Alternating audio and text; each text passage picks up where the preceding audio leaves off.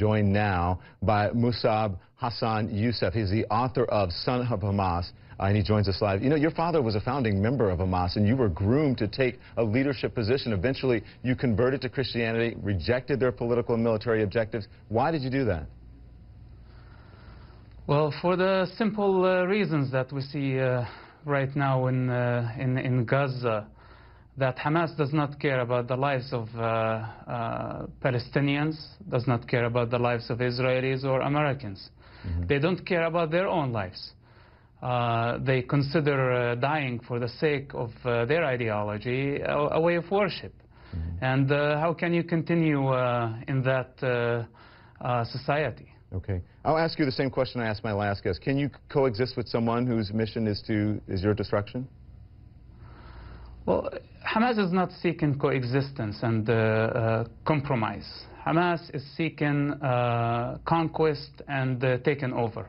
And by the way, Israel, the destruction of the state of Israel is not Hamas' final destination. Hamas' final destination is building the Islamic Khilafah, which means an Islamic state on the rubble of every other civilization. These are the ultimate goals of the movement. Musab, you say in your book that Hamas targets civilians as a tool of war. Tell us about the Hamas that you know from growing up in the West Bank. Well, in the mosques, Hamas taught us that without shedding innocent blood for the sake of the ideology, we won't be able to build an Islamic state. They were preparing us from the age as young as 5 years old. This is the ideology that Hamas was feeding us. And honestly, it's impossible almost for anybody to break through and see the truth of and real face of Hamas and be able to leave at some point. As you see in my case, I had to lose everything just to say no to Hamas.